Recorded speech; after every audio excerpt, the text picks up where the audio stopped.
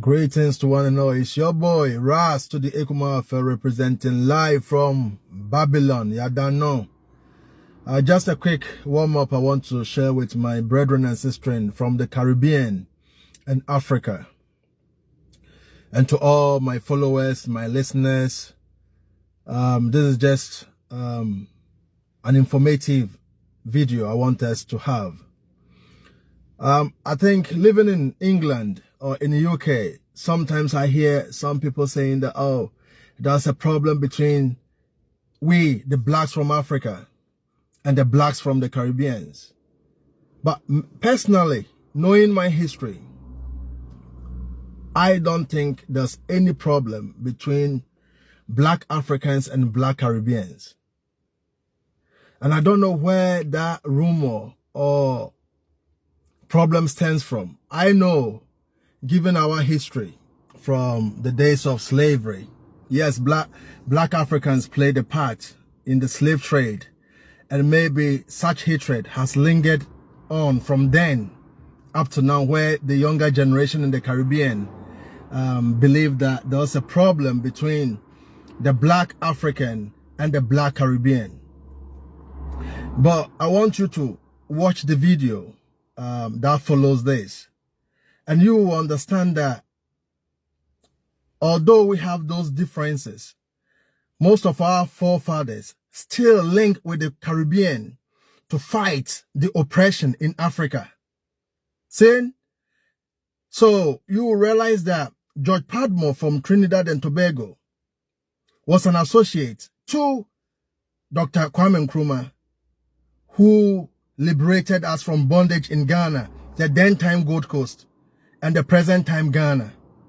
So we cannot always sit back and not come together united as black people, because there could be a knowledge in the Caribbeans, where we can tap to resolve the issues in Africa and the vice versa. So it is about time black people will start coming together as a formidable force. You understand? And we have to come together and reason to find ways of resolving our issues. How many people knew George Padmore was a friend to Dr. Kwame Nkrumah, and Kwame Nkrumah was going to tap information and strategies of this man who came from the Caribbean? Why can't we do that now? That is my question. Are we losing tracks of ourselves? What is it? It is about time that we unite. So I will just give you a time to watch this video and we'll take it from there.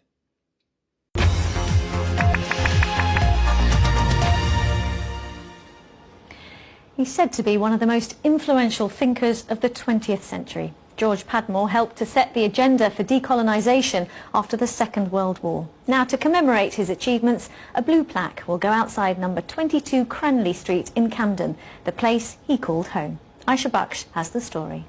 Honour and glory to the spirit of our brother. An African blessing for an African political hero. Outside this block of flats in North London, the life of George Padmore is remembered. Kwame Nkrumah. A political activist born in Trinidad, he lived at number 22 Cranley Street in Camden for nearly 20 years. There, he and other key figures helped bring about independence for African countries who were then under colonial rule. Well, it was a hive of activities where the political arena was taking place. There was CLR James, there's Nkrumah, where they came great buddies, and therefore when he went to Ghana, he was Nkrumah's right-hand man. After working on his ideas for African freedom in London, George Padmore went to Ghana in 1957 when it was granted independence from Britain. He became a political advisor to the man he encountered in London, Ghana's first president, Kwame Nkrumah. The campaign to commemorate his time spent in the capital was led by Jack Bueller.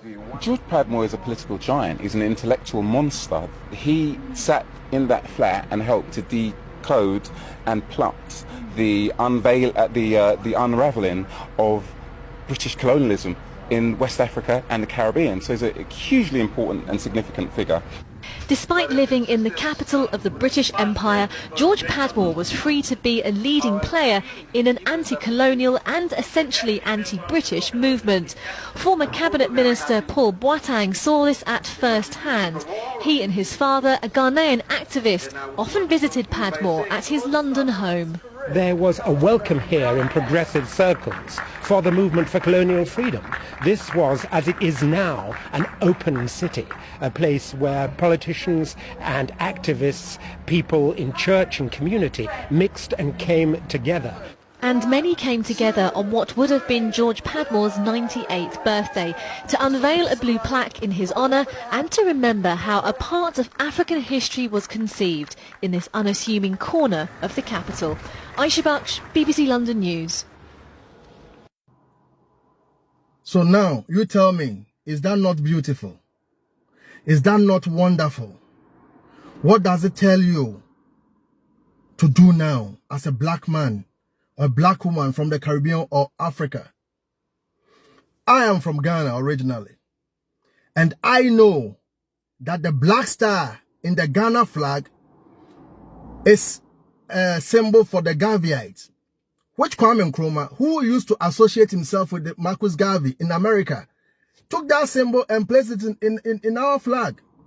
So I cannot be a black African from Ghana and think that I'm at loggerheads with the Caribbeans. Yet I have a symbol from Jamaica, which belongs to the Garveyites. So, I mean, that's why promoting reggae music is so important, because it entails so many information that is hidden away from the younger generation that we all need to grasp to know the direction that we need to head. You see? So, the black star in the Ghana flag is a symbol for the Garveyites. So how can I be a Ghanaian and I don't like the Caribbeans? I have never felt that way. Because anytime I see any Caribbean, I see them as my brethren and sistren, because I know and I understand my history, that I'm from Ghana. And just coming from Ghana, I'm from Cape Coast as well. I'm a Fanti, where all the forts and the castles for this slave trade were built. So I understand myself. So anytime I see a Caribbean, I see a brother or a sister. Why can't we come together? Why are we forcing and fighting this psychological battle? The divide and rule strategy that we have to wipe it out of our conscience. Why are we still upholding on to it? So it is your boy, Ras Studio Kumafe. In case this is the first time you are laying hands on my video, I'm based in the United Kingdom, but I'm from Ghana originally. Follow me, share my videos, comment, and let's see a better way we can foster a better relationship and partnership. Rastafari greetings. Happy Mother's Day to every mother out there. Respect.